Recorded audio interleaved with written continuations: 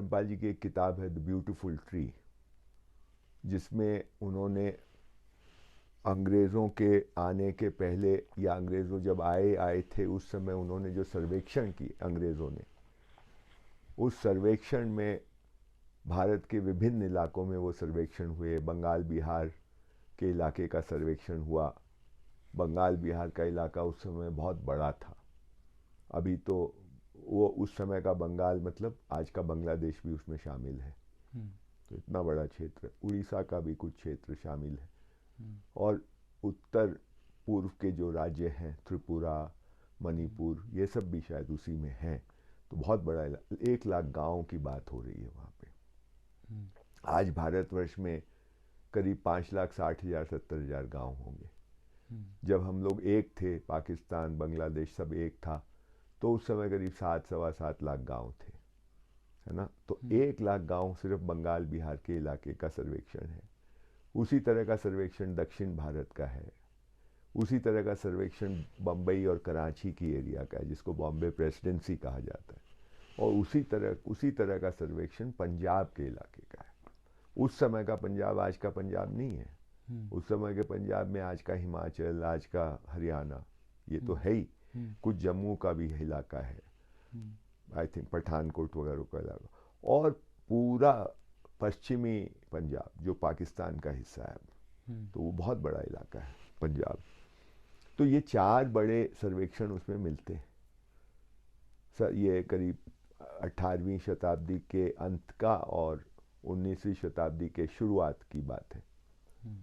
और उसको जब आप देखते हैं तो आप तो विश्वास ही नहीं कर पाते कि ये बंगाल बिहार के इलाके में 1 लाख गाँव में सर्वेक्षण कहता है, अंग्रेजों का सर्वेक्षण। ये कोई कहते हैं हम लोग धर्मपाल जी का काम, पर धर्मपाल जी ने अंग्रेजों के सर्वेक्षण को निकाल के प्रोड्यूस किया, इसलिए कोई उसको चुनौती नहीं दे सकता। क्योंकि ये इंटरप्रिटेशन नहीं है कि जा आप अनुमान लगा रहे, अनुमान नहीं है, ये अंग्रेजों के दस्तावेज हैं।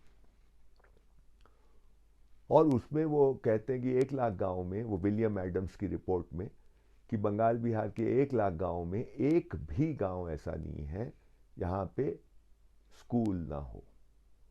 कहीं कहीं 1 से ज़्यादा स्कूल भले ही हो, पर कम से कम एक स्कूल हर गांव में। और यही बात दक्षिण में थॉमस मुनरो की रिपोर्ट कहती है, 50-1 हज़ार गाँव का सर्वेक्षण है। यही बात पंजाब के इलाके की है, लिटनर की रिपोर्ट है। यही बात पर बम्बई और कराची वाले इलाके की है। और उसमें कई रिपोर्टों में कितने लड़कियां स्कूल जा रही हैं, कितने लोग घर में पढ़ रहे हैं, कितने मुसलमान जा रहे हैं, कितने विभिन्न जातियों के लोग जा रहे हैं, ये सारे उसमें मिलते हैं। उससे एक तस्वीर ये बनती है कि भारत में हर गांव में वो स्कूल नहीं कहते होंगे हम लोग उस समय, पाठशाला कहते होंगे या जो भी कहते होंगे, ये चलते हैं। और ये गांव के सपोर्ट से चलते हैं। मुख्य बात ये है, माने कोई राजा या राज्य व्यवस्था इन स्कूलों को नहीं चला रही है। जैसे कि आज के दिन सरकारी स्कूल हर जगह हैं तो सरकार चला रही है, और या फिर प्राइवेट स्कूल चल रहे हैं जो पैसा लेके आपको शिक्षा दे रहे हैं। लेकिन उस समय ये जो चल रहे हैं, इतनी विस्तृत व्यवस्था जो है, उसमें सर्वेक्षण के हिसाब से करीब 3 लाख 3.5 लाख गाँव के सर्वेक्षण उसमें दिखता है। हर गाँव में स्कूल है। ये स्कूल गाँव मतलब लोकल लेवल पे उसका बंदोबस्त हो रहा है, राज्य व्यवस्था नहीं कर रही है। क्योंकि ये भी हमको समझना पड़ेगा कि ये कैसे चल रहा है। इसकी कल्पना भी हमको आज करना मुश्किल है, क्योंकि उस तरह का कोई साक्ष्य नहीं दिखता अब। वो चल ऐसे रहे, मतलब कि राजा या नवाब या जो भी वहाँ का राजा है, वो तो लगान वसूली करता है। तो लगान वसूली हो रही है करीब 15%, 16%, 17%, मतलब छठ बोला जाता है ज़्यादातर जगह। छठ का मतलब हुआ 1/6। तो आपका 100 मन अनाज हुआ तो उसका 1/6 हिस्सा राजा ले रहा है, ठीक है ना।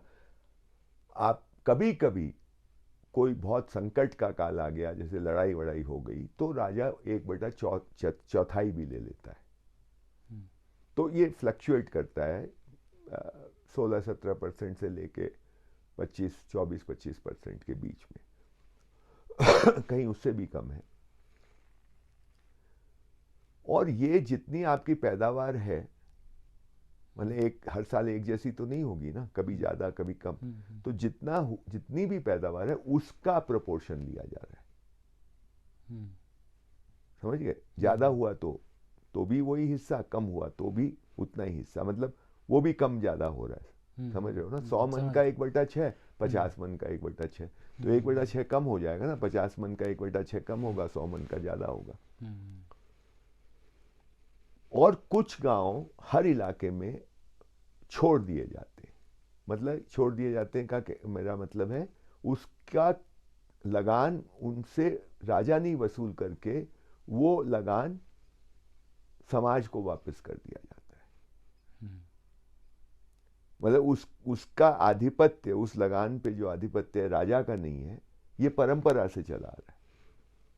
तो वो जो लगान है वो राजा के पास न जा करके वो जनता के पास जाता है, समाज के पास जाता है, और उससे वो लोग बहुत तरह का काम करते हैं।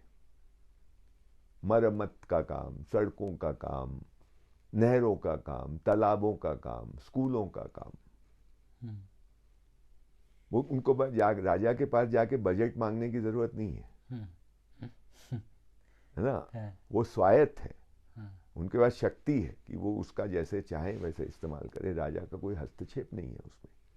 और राजा आते जाते रहते हैं, कभी कोई राजा आया, कभी कोई राजा आया, पर ये व्यवस्था वैसी की वैसी चलती रहती है।